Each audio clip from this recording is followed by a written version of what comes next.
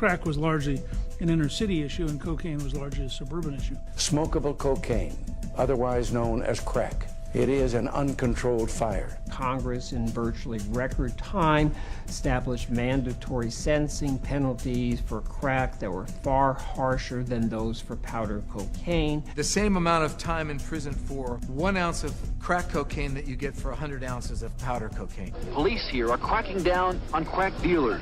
Usually black or Hispanic, Latino, they were getting long sentences for possession of crack. You're black with crack cocaine, you're going to prison for basically the rest of your life. And if you're white, you're pretty much getting a slap on the wrist. Cocaine was more sophisticated. It was just the powder. By next year, our spending for drug law enforcement will have more than tripled from its 1981 levels.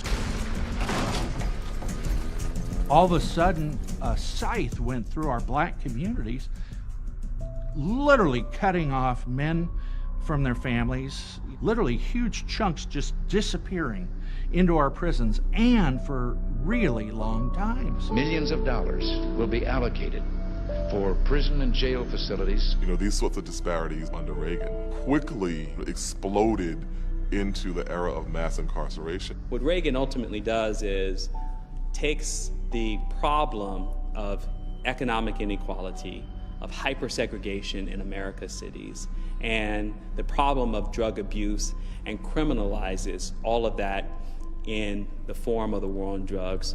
We absolutely should have treated crack and cocaine as exactly the same thing. I think it was an enormous burden on the black community, but it also fundamentally violated a sense of core fairness.